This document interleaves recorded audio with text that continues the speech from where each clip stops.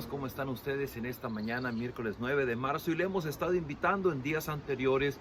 Mañana jueves tenemos nuestra reunión por Zoom, una reunión que le llamamos Conexión, porque queremos asegurarnos que usted esté conectado con Dios y que esté conectado con la familia de Dios. Por favor, si usted está interesado en conocer un poco más de la Biblia, un poco más de Dios y conectarse con Dios, mándeme un mensaje al 744-353-0629 para que yo le comparta la liga y que juntos podamos estudiar del Evangelio y aprender juntos de la Biblia.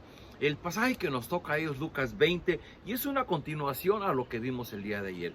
El día de ayer vimos cómo el Señor Jesús entró al templo y echó fuera a los vendedores, a los cambistas que estaban ahí, porque Jesús dijo: esta es la casa de mi Padre y es una casa de oración, y ustedes la han hecho un verdadero mercado. Y el capítulo 20 empieza con que, bueno, Jesús entró al templo y estaba enseñando a la gente y estaba hablándoles del Evangelio. Y dice que entonces los sacerdotes principales, los maestros de la ley y los líderes de los judíos se acercaron y le preguntaron: ¿quién te dio autoridad para hacer todo esto? Wow, mire usted, como decimos los mexicanos, Jesús le pisó los callos a los líderes judíos. ¿Por qué? Porque los responsables de lo que sucedía en el templo precisamente eran pues los jefes de los judíos, los maestros de la ley, los ancianos del pueblo, propiamente el Sanedrín, eran responsables de lo que sucedía en el templo. Y Jesús no estuvo de acuerdo en lo que veía en el templo, así que Jesús llegó a echar fuera a los vendedores, a los cambistas y a poner orden en el templo. Y estaba obviamente tomando atribuciones que los judíos pensaron que solamente ellos podían hacer, pero claro, no reconocían la autoridad que Jesús tenía. Y en ese sentido ellos fueron con Jesús para decirle: ¿quién te dio autoridad? ¿No? ¿Quién te dio permiso de poder venir aquí a algo que es nuestro, a nuestra área de influencia, para venir a intervenir? Aquí solamente mandamos nosotros.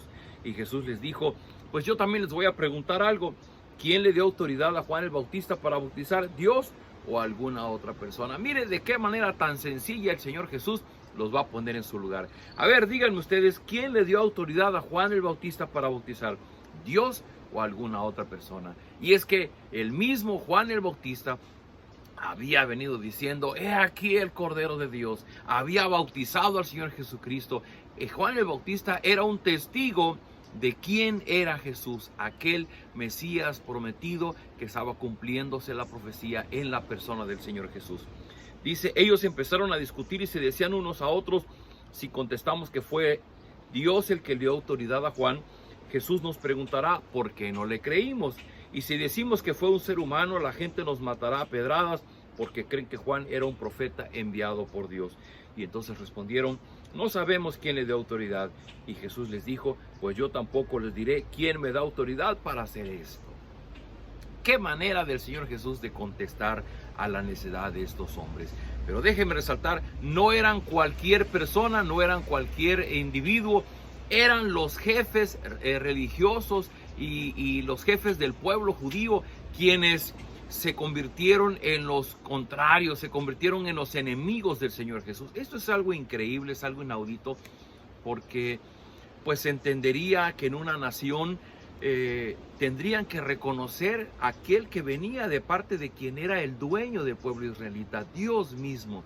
El pueblo durante muchos años estuvo clamando por un redentor, por el cumplimiento de esa promesa que Dios le hizo al rey David, diciendo que de parte de su linaje vendría un rey que gobernaría eternamente sobre su pueblo y que vendría para imponerles paz.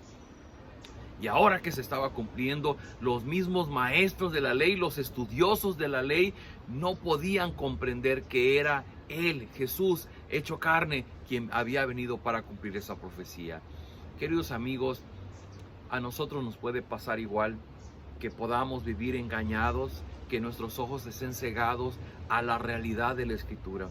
Tal vez nosotros estemos clamando a Dios, tal vez nosotros estemos buscando algo de Dios, pero no alcanzamos a ver de qué manera Dios ya lo ha cumplido en nuestra vida. Ellos no eran ninguna gente ignorante, eran los maestros de la ley, eran los que más conocían de la ley. Y eran los gobernantes del pueblo, eran los líderes, aquellos que tenían la capacidad de comprender inclusive pues las grandes verdades que había en la Escritura.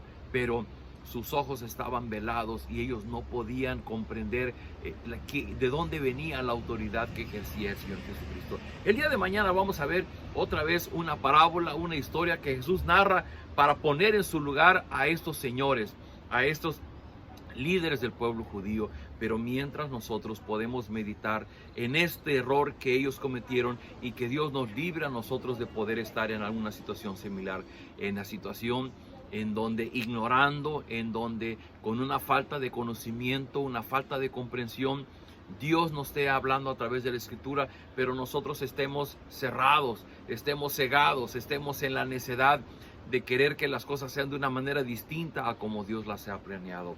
Queridos amigos, por eso es tan importante que nosotros vayamos todos los días a la Escritura, leamos de ella para poder comprender cuál es el mensaje de Dios para nuestro diario vivir. Si yo cierro la Biblia, es como ponerle a Dios una cinta masking en su boca y entonces Dios no puede hablar y entonces todo lo que yo pienso, todo lo que yo creo es lo que yo me imagino, es lo que yo escucho de otras personas, pero no es la voz de Dios. El leer la Biblia en su totalidad, no solamente las partes que me gustan, no son las partes que son fáciles de leer, sino leer toda la Biblia. Me va a permitir, me va a ayudar a tener la perspectiva completa del mensaje de Dios para nuestro tiempo, para mi vida. Y vea usted, los grandes maestros de la ley no lograron entender porque faltó algo, la revelación que Dios les estaba dando.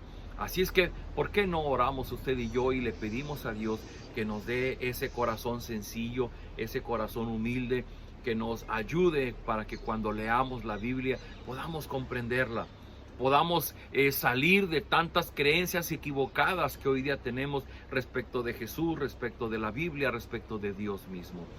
Porque Él está presente, Él está obrando en nuestra vida, solo que nosotros no alcanzamos a ver de qué manera lo está haciendo. Acompáñenme a orar. Bendito Padre, gracias por tu palabra. Estas personas, los líderes del pueblo judío, no alcanzaban a comprender de qué manera la Escritura se estaba cumpliendo en la persona de Jesús y no cesaban de atacarlo, no dejaban de buscar el momento para intimidarlo, para avergonzarlo delante de la gente. Sin embargo, Jesús con mucha sabiduría siempre supo contestarles. Señor, queremos rogarte que tú quites de nuestros ojos el velo que nos impide entender la Biblia cuando la leemos. Queremos rogarte que tú nos ayudes cuando leemos la Biblia, que tu Espíritu nos ilumine para comprender tu mensaje para nosotros. Queremos tener tu mensaje para nuestra vida. Queremos que tú quites de nuestra mente aquellas creencias equivocadas, aquellas ideas equivocadas que la gente cree, que el mundo cree, pero que no son realidad, son mentiras. Permítenos comprender la verdad del Evangelio. Te lo rogamos en el nombre del Señor Jesús. Amén. Queridos amigos, esta es una invitación para que usted siga conectado con nosotros, leyendo el Evangelio y descubriendo las grandes verdades de la vida del Señor Jesús para nuestro diario vivir. Un abrazo de su Iglesia Cristiana Península Viva. Nos vemos el día de mañana.